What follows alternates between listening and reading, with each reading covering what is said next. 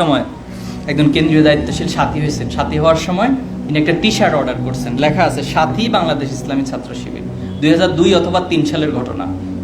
তো তার সাথী হওয়ার পর সাথী শপথ নিয়ে তিনি টি শার্ট পরে হাঁটতেছেন। তো থানা সভাপতি ভাইয়ের সাথে রাস্তায় দেখা, তিনি বললেন, কি ব্যাপার ভাই, আপনি সাথী হয়েছেন, এটা টি শার্টে লিখছেন কেন?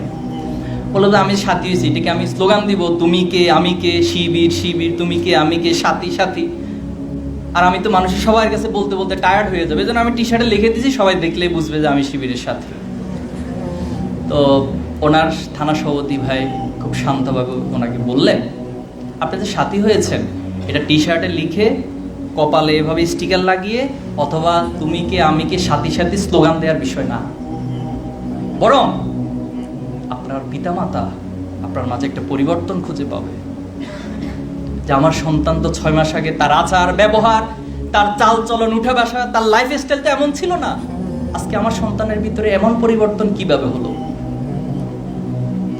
তার শিক্ষক তার ছাত্রকে খুঁজে পাবে, আমার ক্লাসের মধ্যে এই ছেলেটা, এই ছাত্রটা তার সাথে আগে এভাবে এমন ছিল না, তার পড়াশোনার প্রতি এত মনোযোগ দেখি নাই, তার লাইফের এত শৃঙ্খলতা আগে কখনো দেখিনি, তার ভিতরে এই পরিবর্তন কেন হইল?